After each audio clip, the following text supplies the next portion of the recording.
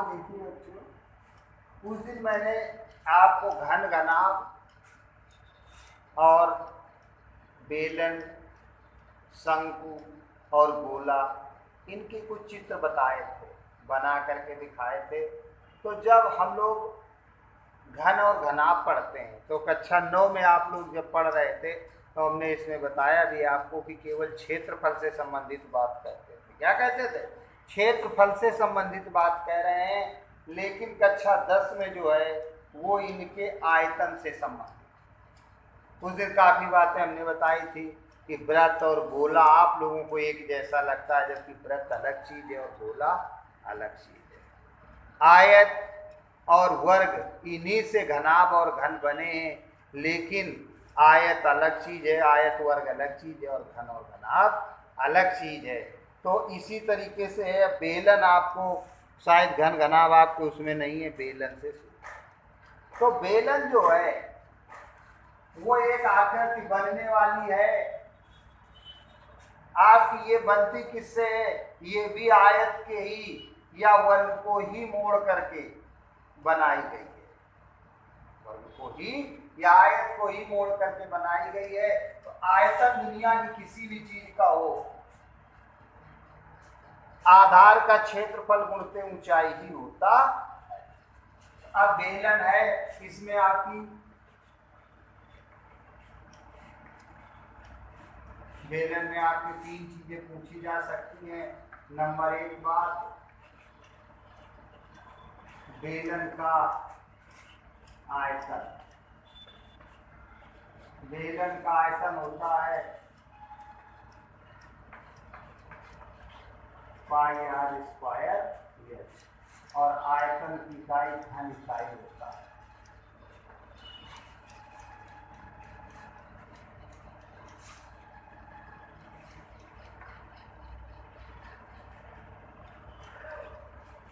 बेलन का वक्रपृष्ठ।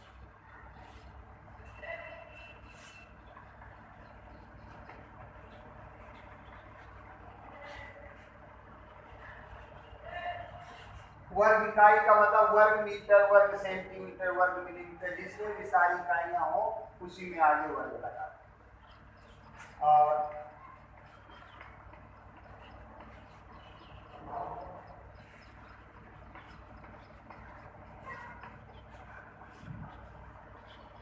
बेलन का संपूर्ण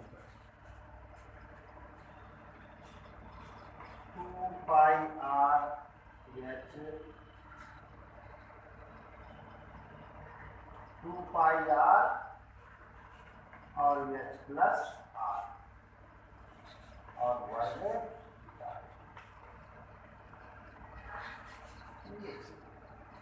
अब बात यहाँ पर आती कि अगर हमसे बेलन की बात जब भी कहीं करेगा तो सबसे पहले हमने कई बार बताया है कि किसी भी चीज के बारे में अगर हम अच्छी तरह जानकारी है, हमको जानते हैं कि हमसे क्या पूछा जा रहा है, तो हमें बताने में दिक्कत नहीं। जब हमें यही नहीं पता है कि हमसे पूछ क्या रहा है, ये आयतन है तो क्या चीज पूछ रहा है, इसका बाहर की चीज पूछ रहा है कि अंदर की चीज पूछ रहा है कि भीतर की चीज पूछ रहा है, क्या क्या चीज पूछ रहा है, तो हम बता नहीं पाते। अगर ये हमको पता चल जाए कि ये चीज हमसे पूछ रहा है, हाँ, तो उसी को कई बार घुमा फिरा करके भी पूछ लेते हैं। नहीं भी डायरेक्ट आयतन का उन्होंने कह दिया इसको बनाने में कितना लोहा लगेगा, कितना पीतल लगेगा, कितनी मिट्टी लगेगी, इस तरीके से कह देता है। तो अगर ऐसी कोई बात कहता है कि इसको बनाने में कितनी मिट्टी लगेगी, कितना लोहा बनेगा, तो जान जाओ कि हमसे आयतन पूछ रहा है। अगर उसमें से कहीं पर कोई खोखला बेलन है या बेलन है जिसमें ढक्कन नहीं है दोनों सिरों पर, इसमें दोनों सिरों पर ढक्कन नहीं है और उसको बनाना है, जैसे मान लीजिए पाइप बनाना है, तो उसको बनाने में कितनी चद्दर लगेगी। अगर ऐसी कोई बात कह रहा है दोनों तरफ के ढक्कन नहीं है, तो आपसे इसका मतलब है कि संपूर्ण वक्र पृष्ठ की बात कर रहा है, की बात कर रहा है, वक्र पृष्ठ की बात कर रहा है। या कोई व्यक्ति आया और आपसे कहने लगा कि हमको इस तरीके का पाइप या इतना गोल ऐसी चीज बनाना है, तो बताओ कितने पैसे की बनाओगे?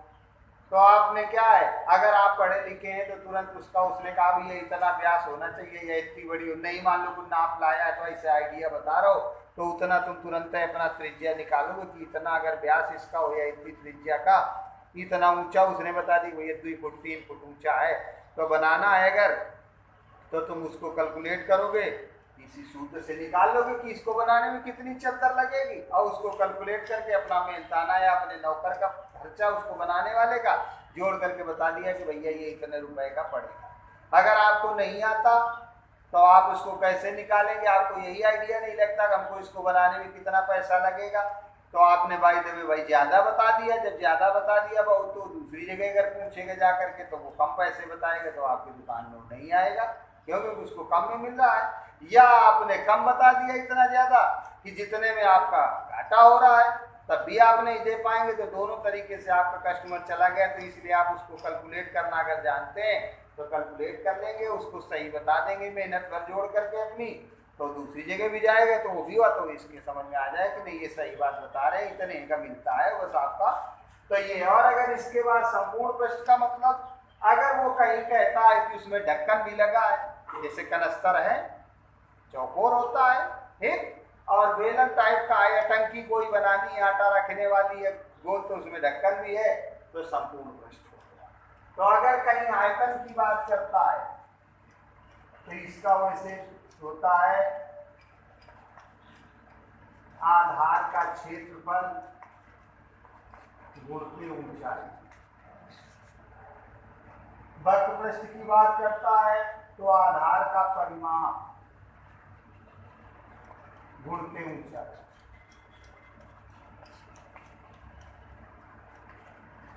और अगर संपूर्ण पृष्ठ की बात कभी भी करता है तो ये होता है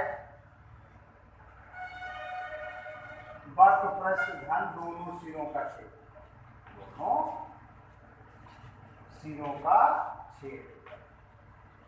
अब देखिए इसका पाई आर स्क्वायर कैसे बना है, मान लीजिए सपोज करिए ये देता है,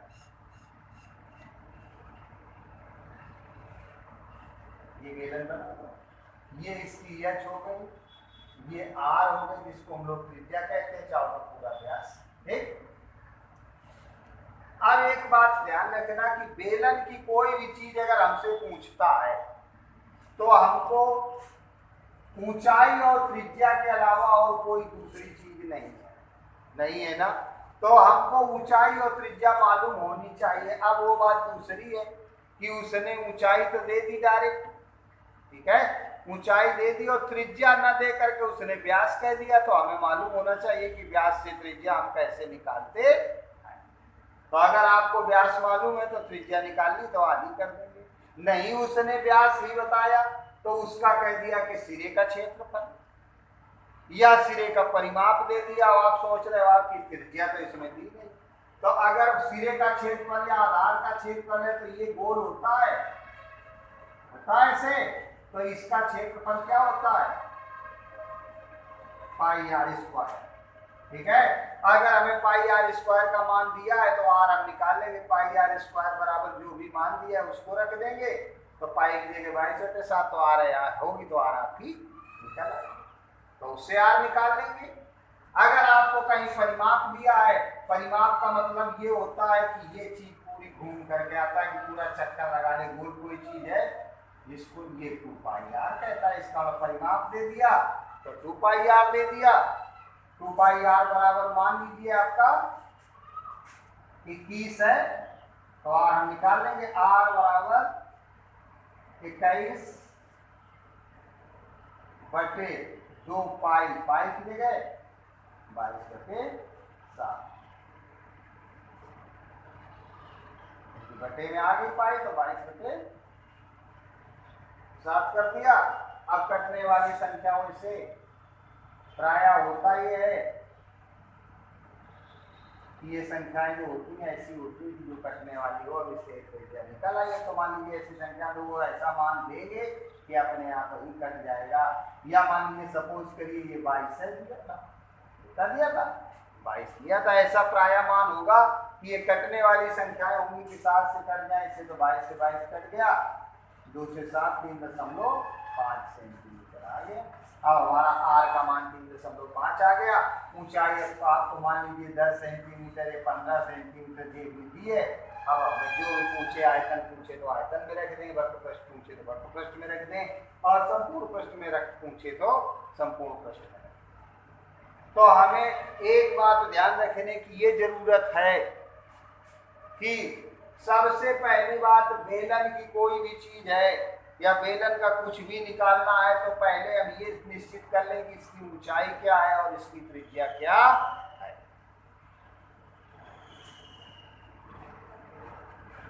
ऊंचाई और त्रिज्या दोनों चीज हम पहले निश्चित कर लें। अब डायरेक्ट हमने बताया कि ऊंचाई और त्रिज्या नहीं दी होती कई बार, तो आप उसको निकाल लेंगे। और कई बार ऐसा होता है कि आयतन दिया है, त्रिज्या दी गई है, तो हम ऊंचाई भी निकाल लेंगे, क्योंकि देखो आयतन, त्रिज्या और ऊंचाई तीन चीजें, तीन में कोई भी दो आपको दी गई होंगी। या कभी आधार का क्षेत्रफल देगा तो पाई आर स्क्वायर का मान दे देगा, उससे आर निकालेंगे। कभी आधार का परिमाप यानी 2 पाई आर का मान दिया होगा, उससे हम निकाल लेंगे। लेकिन बेलन से संबंधित किसी भी चीज की कोई भी चीज निकालनी है तो हमें त्रिज्या और ऊंचाई पहले निश्चित हो जानी चाहिए। अब हम ये त्रिज्या और ऊंचाई कहाँ से निकालेंगे, ये सवाल में दिया हो। ये हम अपने पास से, कोई अपने पास से नहीं रख सकता है, जैसा प्रश्न कहेगा। कई बार ऐसा भी कह देगा कि ऊंचाई त्रिज्या की दुगनी है, तो अगर ऊंचाई h है तो त्रिज्या हो गई भाई, ऊंचाई त्रिज्या की दुगनी है, तो ये h है तो वो आधी हो गई, तो जो r हो गई वो h/2 हो गई। या ऊंचाई 10 दी है तो त्रिज्या हमारी 5 हो गई, आधी हो। कह रहा जैसा कह रहा है वैसा हम आप कर देंगे, ये ध्यान रखेंगे। ऐसा नहीं कि हम अपनी मर्जी से कोई चीज और डायरेक्ट कोई चीज, खाली ऐसा नहीं कि आपको बता दिया जाता है कि सूत्र याद कर ले बस सीधे सवाल आ जाएंगे। हाँ, सीधे सूत्र से आधारित हैं, लेकिन जो जो चीज हमें उसमें चाहिए वो निकालना भी तो हमें पता हो कि ये चीज है भी कि नहीं है।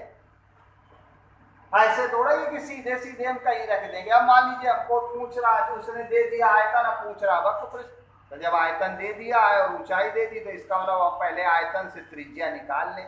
तो मेन बात यह है कि त्रिज्या और ऊंचाई दोनों चीजें हम निश्चित कर लें। अगर डायरेक्ट कहीं दिया तो डायरेक्ट रख दें, नहीं तो त्रिज्या और ऊंचाई दोनों निकाल लें। तो फिर चाहे जैसा दिया हो उस तरीके से हम आप कर सकते हैं, उसको निकाल सकते हैं, तब हमें कोई दिक्कत नहीं होगी। और अगर त्रिज्या और ऊंचाई हमारी नहीं मालूम है तो फिर हमें दिक्कत होगी, हम निकाल नहीं पाएंगे और ये सोचेंगे कि ये मान कहाँ रखे, किसका मान है। तो ये हमारी आपकी बात ये ध्यान रखने की। इन्हीं चीजों को त्रिज्या और ऊंचाई, जैसे कह दे एक बेलनाकार टंकी बनाना है जिसका व्यास 14 मीटर और ऊंचाई 15 मीटर है, उसको बनाने में कितनी चद्दर लगेगी। इसका मतलब वक्र पृष्ठ हमसे पूछ रहा है कितनी चद्दर लगेगी, तो वक्र पृष्ठ का 2 पाई आर यानी चद्दर यानी वक्र पृष्ठ हमसे पूछ रहा है। क्या पूछ रहा है, अब 2 पाई आर। अब हम देखें इसमें हमारे पास h तो है, अब r तो है नहीं, r नहीं है लेकिन व्यास दिया है। क्या दिया है, व्यास दिया है। जब व्यास दिया है तो हम त्रिज्या बना ले r बराबर, या त्रिज्या बराबर व्यास बटे 2, तो ये 14 है तो त्रिज्या हमारी 2 हो जाएगी बटे, तो 7 हो गई। कितनी हो गई, 7 मीटर। अब हम अपना रख देंगे 2 पाई की जगह 22 बटे 7, r की जगह 7 और h की जगह 15, 7 कर गया, 22 दूनी 44 बटे 15 अपना कर देंगे। या जितना भी होगा, तो अब ये बात ध्यान रखने के, हमसे आयतन पूछे तो r और h हमें दोनों मालूम है, आयतन निकाल देंगे। वक्र पृष्ठ कहेगा तो वक्र पृष्ठ निकाल देंगे। लेकिन r और h जब मालूम होगी तभी हम ये निकाल पाएंगे। और अगर r और h नहीं मालूम है तो सबसे पहले आप लोग इसके सवाल बेलन के कौन से लगाएंगे, उदाहरण। सबसे पहले उदाहरण में लगे हुए सवाल हैं उनको लगाएंगे, सूत्र लिख लेंगे, उदाहरण में लगे हुए सवालों को लगाएंगे। किताब कोई भी हो, पाठ बेलन अपना ठोस ज्यामिति में देख लेना और उसी से आपको करना है। उदाहरण के देख के लगाएंगे तो आपको कुछ चीज समझ में आएगी।